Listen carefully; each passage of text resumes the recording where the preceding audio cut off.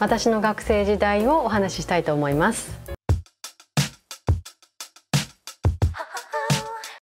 学生時代、そうですね、高校は地元から離れて私立の女子校に行ったんですけど、すごく仲いい子たちができて、高校の方針としても結構学園祭とか体育祭とか自分たちで作り上げて頑張ろうっていう高校だったので、みんなで学校に内緒で泊まり込んで、先生が見回りに来る時とか静かにしてって言ってこうみんなで隠れて、もう本当に間に合わない間に合わないとか言いながらみんなで学園祭の展示物を作ったりとか、今思うと本当に起業の原点があったのかもしれないですね。あと結構現代社会の授業でアメリカの黒人差別の問題だったりとか、フィリピンのバナナ農薬がたくさん使われていてプランテーションで亡くなってしまう子どもたちがいてっていうような問題を取り扱って、それに関してすごく熱い議論をしたりとか、私こういうことやりたかったんだよなってすごい思いましたね、その時は。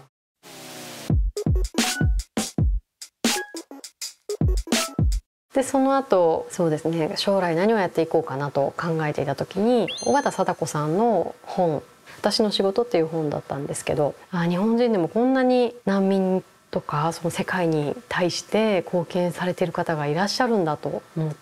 それと同時に一緒に住んでいた祖父が、自分がやっぱり戦争で海外に行けなかったから留学したかったけどできなかったっていう経験があったので、夏子には留学をさせたらいいんじゃないかということを言ってくれて、ただその時も高校の2年生か3年生かで海外の大学の受験に間に合わなかったので、地元の短大に2年間通うことにして、でその間アメリカイギリスの大学を受験して向こうに行くってことになったんですけど、たまたま進学したその名古屋の短大で講演に来られたフォトジャーナリストの桃井一馬さんという方で、桃井さんの話を聞いた時にもう本当に衝撃を受けたんですよね。もう世界中自分の足で巡って撮られてきた写真を見せてくださって、もうこの世界というのは君たちが今日から明日から動き出さなければこの世界は終わってしまうんだということをおっしゃってて、もうそれがすごく衝撃的で、私もすごく焦りを感じるようになったんですよね。この世界を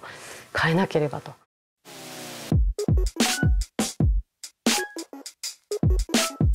本当はアメリカの大学に行く予定だったんですけど、出願する直前に9.11が起きてしまったのでイギリスに変えて、向こうに渡って1ヶ月間は語学の学校にコースに通ってたんですけど、じゃあいざその学部の勉強が始まったら、もう先生たちの言ってることがまるで聞き取れなくて、 IC レコードだとか持ち込んで聞くんですけど聞いてもわからないので、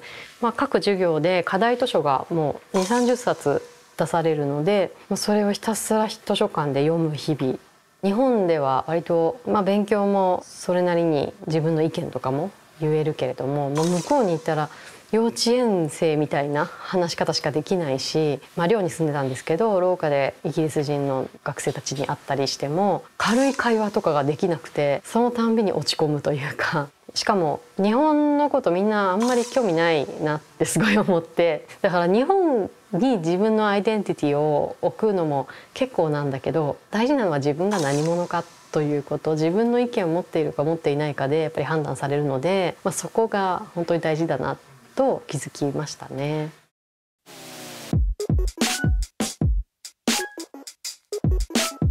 もちろん英語教育も大事なんですけど、一番問題なのは自分の意見持ってないっていうことですね。みんな自分が何したいのかわからない、自分の好きなことすらもわからない。私2人子供がいまして、下はまだちっちゃいのでね議論もできないけれども、上がもう10歳なので、この問題に関してあなたはどう思うのっていうのはもう4、5歳ぐらいからもうずっとそんな感じで言ってますね。あなたはどう思うのって。ママはこのニュースに関してこう思うんだよね。だから私に合わせなくていいし、あなたの意見があるし、じゃあその意見を持ってる方からといって私が傷ついたり嫌な気持ちになったりも特にしないけど、どう考えてるかっていうのは自分のスタンスは、